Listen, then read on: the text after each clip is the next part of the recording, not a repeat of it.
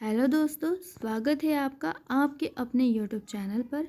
जैसा कि हमने पिछले वीडियो में जनजाति व्यक्तित्व देखे थे, आज हम इस वीडियो में हस्तशिल्प देखेंगे। यह कंटेंट भी मैंने मध्य प्रदेश की वेबसाइट से लिया है। चलिए हम देखते हैं। पहला हस्तशिल्प है हमारा टेराकोटा। सभी जानते हैं टेराकोटा मिट्टी के द्वारा विभिन्न प्रकार की मूर्तियों का निर्माण किया जाता है। ठीक है। फिर हमारा दूसरा हस्तशिल्प है हमारे चित्र। विभिन्न प्रकार के चित्र मध्य प्रदेश में प्रचलित है। विभिन्न प्रकार के लोक चित्र मध्य प्रदेश में बनाए जाते हैं, चाहे वो बुंदेलखंड हो, निमाड़ हो, गोंडवाना हो, मालवा हो, सभी जगह दीवार चित्र, भित्ति चित्र बनाए जाते हैं। इसके बाद आता है हमारा कांच का काम। मध्य प्रदेश में कांच का काम भी किया जाता है और मध्य प्रदेश के कारीगरों के कुशल हाथों से बने मुस्कुराते कटोरे, चमचमाती कांच, जगमगाती प्लेट, सजावटी क्रिस्टल मानो किसी जीवित कविता के समान मन को लुभाते हैं। ठीक है। फिर आते हैं लकड़ी के शिल्प। लकड़ी के शिल्प में आपको क्या बात ध्यान रखनी है? तो लकड़ी के शिल्प में आपको बात ध्यान रखनी है कि बेगा जनजाति में लकड़ी के मुखौटों का उपयोग किया जाता है। गोंड और कोरकू में लकड़ी के दरवाजों का और स्मृति राहतें। वहीं बरियाई जनजाति में शादी के खंबे आकर्षक होते हैं। ठीक है। और धार झाबुआ के निमाड़ के जो भील है उनमें गाथा अर्थात स्मृति स्तंभों के शिल्प बनाने की प्रथा पाई जाती है। तो आपसे गाथा पूछा जा सकता है कि किस जनजाति में होता है, प्रचलित है ये, तो ये भील जनजाति में है। इसके अलावा पिसाई के पत्थरों के पात्र और अनाज को मापने की चौकियाँ लकड़ी से बनती है। उन पर खूबसूरती से खुदाई की जाती है। दरवाज़ों पर पशुओं, पक्षियों, विभिन्न पैटर्न की खूबसूरती से खुदाई की जाती है, जबकि चाकू और कंघी पर बारीक नक्काशी दिखाई देती है।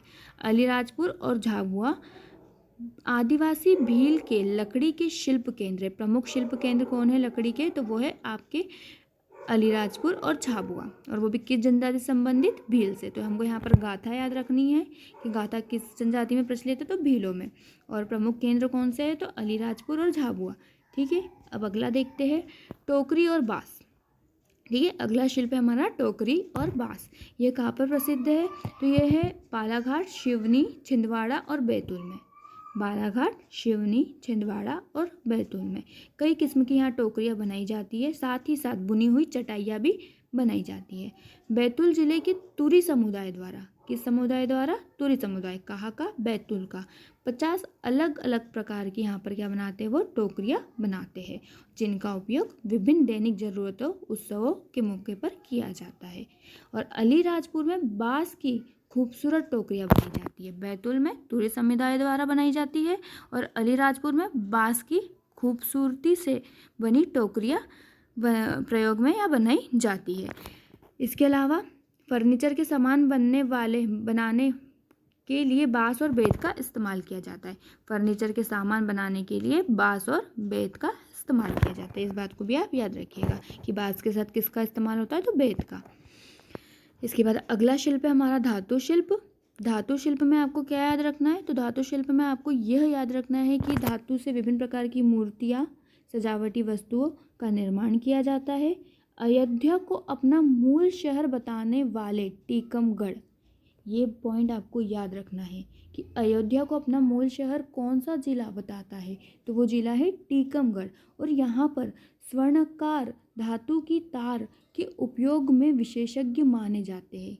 स्वर्णाकार धातु की तार के उपयोग के विशेषज्ञ माने जाते हैं, जो हुक्का, गुड़गुड़ा, खिचड़ी का बेला, पुलिया जैसे पारंपरिक बर्तन बनाने में कुशल होते हैं। तो ये याद रखना कि हुक्का, गुड़गुड़ा, खिचड़ी का बेला, पुलिया क्या है? तो ये पारंपरिक बर्तन हैं जो धातु शिल्प से बनते हैं। ये पीतल, ब्रोंज, सफ़ेद धातु और चांदी के लोग गहने बनाते हैं। उन्हें चुन्नी, बेलचूड़ा, मटरमाला, बिछाऊ, करधोना, गजरा और ऐसे अन्य अलंकरणों के साथ सुशोभित करते हैं। सजावटी वस्तुओं के में स्थानीय देवताओं की मूर्तियां समेत हाथी, घोड़े, ठाकुर जी के सिंहासन, बेल, आभूषण के बक्से, दरवाजे के हैंडल, अखरोट, कटर आदि शामिल है। इसके अलावा टीकमगढ़ रथों और पहियों वाले पीतल के घोड़ों के लिए प्रसिद्ध है। तो ये बात याद रखना कि टीकमगढ़ रथों और पहिए वाले पीतल के घोड़ों के लिए प्रसिद्ध है। ठीक है, नेक्स्ट देखते हैं हमारा लौह शिल्प। लौह शिल्प की कला या लोहार कला की कहानी उतनी ही पुरानी है जितनी भूमि। ठीक है, कच्चे लोहे को भट्टी में गर्म कर फिर इसके द्वारा सजावटी वस्तुएं बनाई जाती है। मध्य प्रदेश की जो आदिवासी है, लोहार आदिवासी, लोहे को शिल्प में ढाल देते हैं। इससे कई प्रकार की चीज़ें बनाई जाती है। हमको इसमें जो बात याद रखनी वो ये है कि शिवपुरी जिले के करेरा लोहे के कलात्मक सुगढ़ काम के लिए मशहूर है। शिवपुरी जिले का कौन सा क्षेत्र? करेरा क्षेत्र। किसके लिए प्रसिद्ध है? तो लौह शिल्प के लिए प्रसिद्ध है। ठीक है, अब अगला हम देखते हैं सांचे में ढली कागज की लुगदी की चीज़ें कहाँ बनाई जाती है? सांचे में ढली कागज की लुगदी की चीज़ें मध्य प्रदेश के भोपाल, उज्जैन, ग्वालियर, रतलाम क्षेत्र में। और किसके द्वारा? तो नागवंशी समुदाय के कलाकारों के द्वारा। क्वेश्चन ऐसा ही पूछा जा सकता है कि कागज की लुगदी की चीज़ें किस समुदाय के द्वारा बनाई जाती है? तो नागवंशी समुदाय के द्वारा। कहाँ पर? तो भोपाल, उज्जैन, ग्वालियर और रतलाम के क्षेत्रों में। और इससे क्या बनाते हैं? इस लुगदी से देवताओं की मूर्तियाँ, पक्षियों की प्रतिकृतियाँ, पारंपरिक टोकरियाँ व अन्य सजावटीय वस्तुएं का निर्माण किया जाता है। ठीक है, अब अगला शिल्प देखते हैं हम, पत्थर का काम। पत्थर का काम कहाँ किया जाता है? तो इसमें हमको याद रखना है कि जो आपकी स्थानीय रूप से उपलब्ध रेत पत्थर पर नक्काशी के लिए कौन सा जिला प्रसिद्ध है? ग्वालियर प्रसिद्ध है। कौन सा? ग्वालियर। वहीं टीकमगढ़ के निकट कारी बहुरंगी संगमरमर के बर्तन बनाने के लिए प्रसिद्ध है। टीकमगढ़ के निकट कारी बहुरंगी संगमरमर के बर्तन बनाने के लिए प्रसिद्ध है। कौन सा क्षेत्र? कारी क्षेत्र।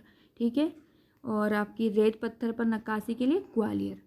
रतलाम में राजस्थान से विस्थापित शिल्प कलाकार सफ़ेद संगमरमर में धार्मिक मूर्तियां बनाते हैं। रतलाम में जो राजस्थान से विस्थापित होकर आए हैं वह कलाकार सफ़ेद संगमरमर से धार्मिक मूर्तियां बनाते हैं।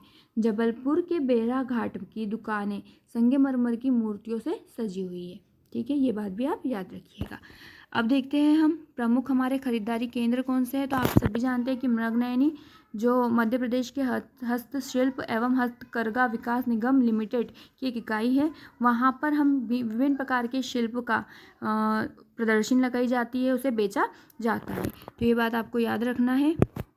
इसके अलावा क्या क्या कौन कौन सी सामग्री बेची जाती है? तो इंदौर के शंकरगंज के चमड़े के खिलौने, उज्जैन की स्थानीय दुकानों से कागज की लुगदी के बने कई तरह के पंछी, बैतूल और उज्जैन से बांस के उत्पाद, सीहोर जिले के बुधनी से लाख के खिलौने, इंदौर के देपालपुर से लाख की चूड़ियाँ, शिवपुरी में करेरा से लोहे की कलात्मक वस्तुएं, खजुराहो के स्थानीय दुकानों से आदिवासी द्वारा बनाई गई चीज़ें, टीकमगढ़ से आदिवासी आभूषण, जबलपुर से संगमरमर की कलाकृतियाँ, ग्वालियर से हस्तनिर्मित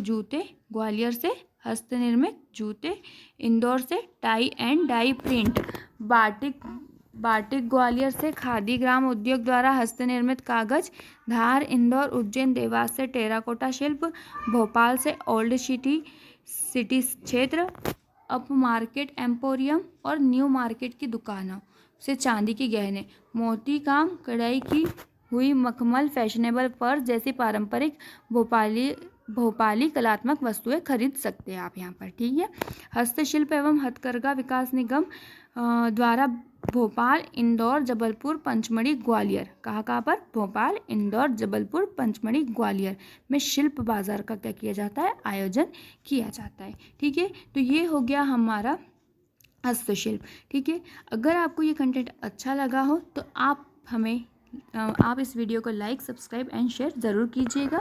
चलिए फिर मिलते हैं हम हमारे नेक्स्ट वीडियो में।